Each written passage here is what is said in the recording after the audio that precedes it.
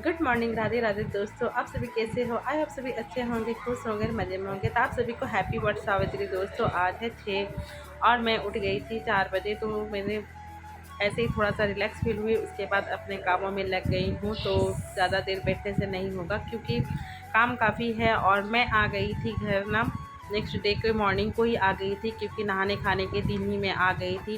क्योंकि वर्क त्यौहार अपने घर पे करो ना तो अच्छा सा फील होता है। और भाभियाँ ना नेक्स्ट डे में करती आगे ही कर लेती है ना, इसीलिए मैं अकेली हो जाती। तो मैंने सोचा कि चलो अपने घर में ही क्यों ना किया जाए। तो मैं आ गई थी मॉर्निंग को और क्लिनिंग विलिंग की थी क्योंकि यहाँ का भी क्लीनिंग नहीं हुआ था। तो मैंने घर की क्लीनिंग की और मैं आप सभी से 6 तारीख का ब्लॉग शेयर कर रही हूँ। तो दोस्तों बस मैं अब अपनी क्लीनिंग करूँगी क्योंकि जल्दी ही जाना है। और ये वर्क होता है ना, मॉर्निंग को जितना जल्दी करो अच्छा होता है। और धूप काफ़ी हो जाती है ना, तो वही मैं सोच रही थी कि चलो अब अपना कामों को किया जाए और जल्दी ही तैयार होंगी। तो बस यहाँ पे मैं अपने घर की क्लीनिंग कर रही हूँ। और उसके बाद फिर आज है गुरुवार, तो क्योंकि गुरुवार को तो मैं पोछा लगाती हूँ। और बोलते हैं ना कि वासी घर में यानी पूजा पाठ नहीं होती है। तो मैं तो हमेशा हमें रेगुलरली होता है, हर गुरुवार हो या कुछ भी दिन क्लीनिंग करना जरूरी होती है। यानी डीप क्लीनिंग उस दिन नहीं करती हूँ लेकिन क्लीनिंग करती हूँ। तो बस यहाँ पे नहा धो के आ गई थी और करूँगी तैयारी। और हमारे यहाँ ना रात को ही लाइट कटी है, इन्वर्टर जवाब दे दिया था। तो मैं इस रूम में आ गई थी तैयारी करने के लिए क्योंकि उस घर में ज़्यादा ही गर्मी लग रही थी। तो मैंने ना घर की पूजा कर ली थी, उसके बाद यहाँ पे कर रही हूँ सारी चीज़ों की तैयारी। तो तैयारी मैंने कर ली है। उसके बाद यहाँ पे मैंने साड़ी वेयर कर लिया है और मैं पहन रही हूँ पायल। तो महावार के साथ ना पायल, कोई भी त्यौहार करो, चाहे आप जो भी त्यौहार करते हो, महावार और ये सब तो पहनना जरूरी होती है। और ये है वट सावित्री यानी सुहागिनों का पर्व है। तो इसमें तो सोलह श्रृंगार तो बनता ही है। तो मैं यहाँ पे ना मेरे हाथ खड़े हो गए थे, चूड़ियाँ टूटे ना, इसीलिए ना मैं पॉली बैग से पहनती हूँ ना, इसी तरीके से पहन लेती हूँ। और मेहंदी मैंने एक हाथ से लगाई थी, एक हाथ में बच्चों ने लगाया था। तो यहाँ पे मैंने टीका निकाल रही हूँ। ये है मेरी शादी वाला टीका क्योंकि सुहाग की पर्व है ना, तो इन चीज़ों को पहनना भी शुभ होता है। हमारे इधर तो टीका ज़रूर ही पहनते हैं। तो यहाँ पे देख सकते हो मैंने टीका वेयर कर लिया था और इसमें मैंने क्लिप कर दिया था। और मेरा फाइनल लुक देख सकते हो, मैं रेडी हो गई हूँ। और यही साड़ी मैंने लिया था क्योंकि ये काफ़ी हल्का भी है, कंफर्टेबल भी होता है गर्मी में। तो ये मम्मी ने दी है।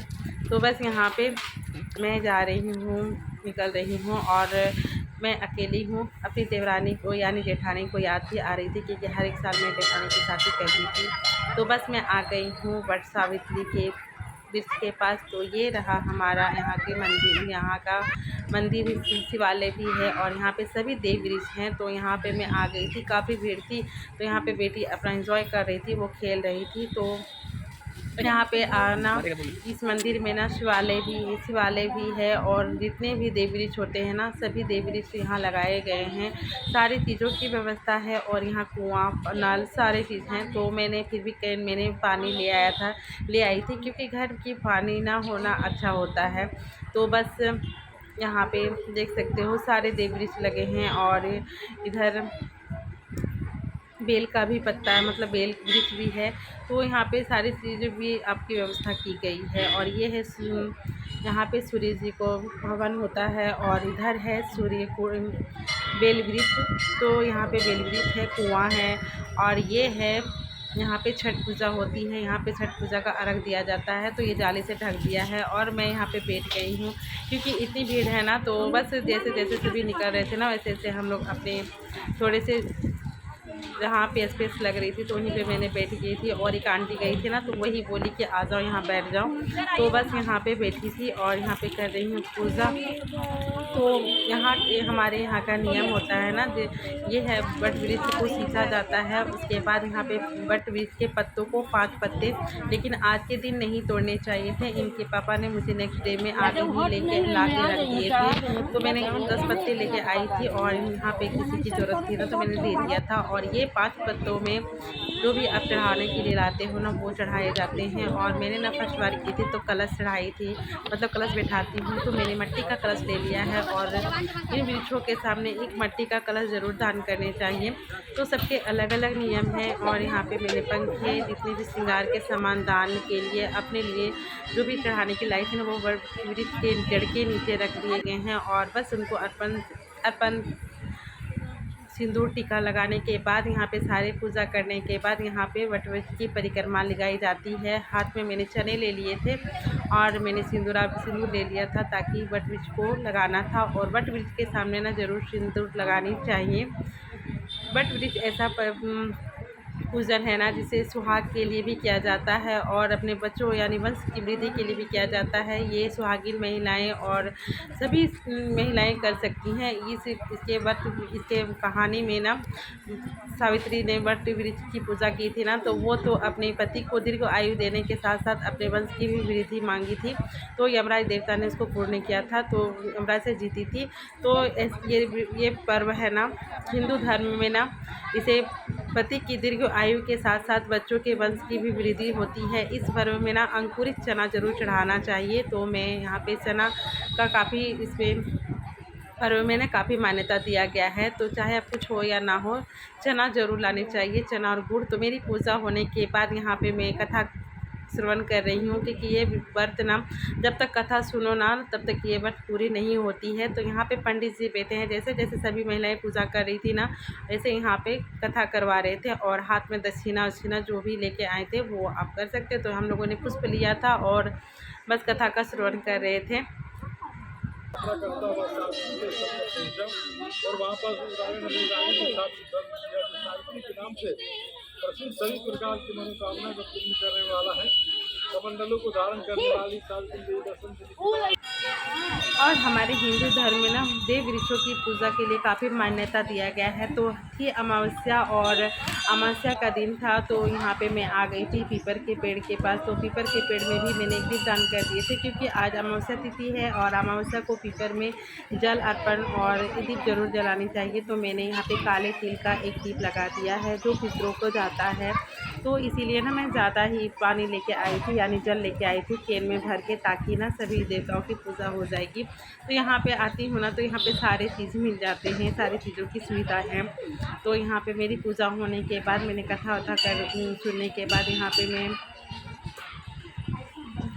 दीप दान कर रही हूँ। तो मैंने सारी चीज़ अलग से लेके आई थी क्योंकि थाली वाली नहीं चढ़ाऊँगी क्योंकि वो पूजा हो चुकी थी। मैंने अलग से पॉली बैग में भर लिया था। और यहाँ पे मैं पीपर के वृक्ष के पास एक दीप दान कर दी हूँ। तो बस यहाँ पे पूजा होने के बाद मैं जाऊँगी शिवालय पे। और यहाँ पे बेटी आराम से खेल रही थी क्योंकि उसको मिल गया था गुब्बारा, तो वो खेल रही थी और ये भी खाई नहीं थी, तो सिर्फ फल खा के आई थी। तो यहाँ पे ना इसको भी जल चढ़ाना था, तो ये भी जाएगी अंदर। और ये है हमारे यहाँ का शिवालय, थोड़ी से घर के से दूर है। तो मैं यहाँ पे जल भी चढ़ा लूँगी और दीपदान कर दूँगी। तो इसके बाद यहाँ से मैं जाऊँगी। और धूप काफ़ी था, तो इस तरह के व्रत करने से ना काफ़ी मन में संतुष्टि सी मिलती है। और ये व्रत ना हिंदू धर्म में काफ़ी इनका महत्व है। तो यहाँ पे 5 सुहागन, 7 सुहागन या 11 सुहागनों को सुहाग लगाया या सिंदूर लगाया जाता है और ये नाक से ही लगाई जाती है। तो यहाँ पे ना एक दूसरे को हम लोग सिंदूर लगा रहे थे और यहाँ पे प्रसाद जो पूजा में दिया जाता है ना वो दिए जाते हैं। तो आप 5, 7, 11 तो जो भी है सुहागन महिलाएं मिल जाए, जितने भी आप सिंदूर दान करो ना तो उतना ही शुभ माना जाता है। तो यहाँ पे आंटियाँ थी तो सभी लोग सिंदूर दे रहे थे और जब कोई देता है ना तो उनको भी देना चाहिए। तो ऐसे मेरा 5 हो गया था। और यहाँ पे 5 सुहागिन महिलाओं को सिंदूर दे रही थी ये लोग। तो इनका 5 नहीं हुआ था, वही दे रही थी और मेरा हो चुका था। तो मैं भी फिर भी मैंने दे दिया था क्योंकि आप जितनी भी सुहागन महिलाओं को सिंदूर दान करो ना काफ़ी अच्छा होता है।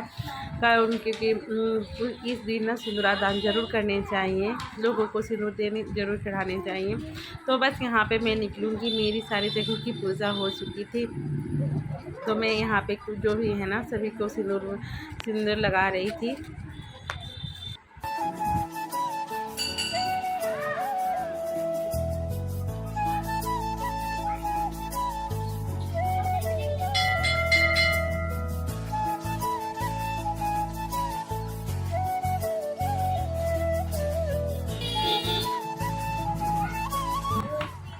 और यहाँ पे आंटी जी ने मुझे अच्छा आशीर्वाद दिया था, तो मेरा मन खुश हो गया था, तो वहीं हंस रही थी। और मैं आ गई थी घर। घर आने के बाद यहाँ पे बच्चों लोग को सबसे पहले मैंने प्रसाद दिया था, क्योंकि ये व्रत पति के लिए नहीं बल्कि पूरे परिवार के लिए किया जाता है। यहाँ पे माता सावित्री देवी ने अपने पति की दीर्घ आयु के साथ साथ उन्हें उन वंश की भी प्राप्ति की थी। तो ये व्रत अपने वंश, पति, सुहाग सभी के लिए होती हैं।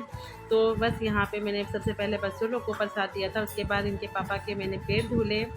उसके बाद यहाँ पे मैंने पैर धुलने के बाद मैंने यहाँ टीका आरती की है, और अब इनका आशीर्वाद भी ले लूँगी, क्योंकि हम आप लोग भी अपना आशीर्वाद दे दें कि हम दोनों की जोड़ी हमेशा बनी रहे, और जब तक हमेशा खुशी के साथ हमारा जीवन प्यार में बंधे रहे।